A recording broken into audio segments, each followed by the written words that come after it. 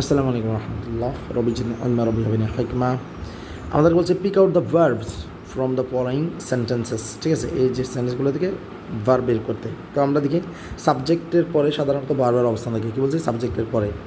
তো I am going to মাদ্রাসা, আমি মাদ্রাসা যাব, তাহলে আমি সাবজেক্ট, তাহলে আমি কী করবো? মাদ্রাসা যাব, তাহলে আই এম গোয়িংটা হলো কি, মানে যাওয়াটা হলো কাজ, তাহলে আই এম গোয়িংটা হলো ভার্ব।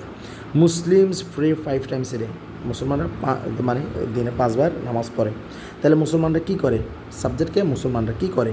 নামাজ পড়ে, তাহলে কী করে মানে সাবজেক্ট কী করে, এটা প্রশ্ন করলে যে আনসার সেটা হলো সেটা হলো ভার্ব।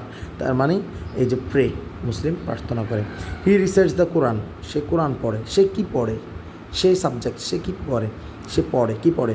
কোরআন। তাহলে সে কী করে? সে সাবজেক্ট কী করে? রিসাইডস, এটা verb.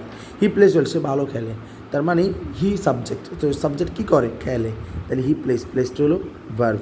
I bought a pair of shoes, আমি এক জোড়া জুতো কিনেছি। ঠিক আছে, তার মানে আমি হলাম সাবজেক্ট, আমি কী করছি? আমি কিনছি, তার মানে বট, কেনাটা হলো কি, এটা হলো verb. She is a student, সেও ছাত্র। সে কী? সে হয়। ঠিক আছে, এই ইজটা হলো আমাদের কি, verb.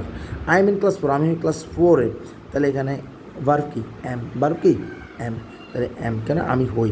Am is are was were দেখলে এটা verb, am is are was were দেখলে ভার্ব। ঠিক আছে, তো দে আর প্লেইং, ওই দেখো ওই যে আর আসে না, তাহলে আর এটাকে নিয়ে আসবো, কিন্তু আর পাশে যদি এম ইজ আর পাশে যদি আইনজি যুক্ত কোনো কিছু থাকে সেটাকেও নিয়ে আসতে হবে। তাহলে এখানে থেকে এম গোয়িংকে নিয়ে আসতে না, তাহলে এখানে আর প্লেইংকে নিয়ে আসবো। তাহলে আল্লাহর রহমতে আশা করি ভার্ব চিনতে পারছো। আসসালামু আলাইকুম রহমতুল্লাহ।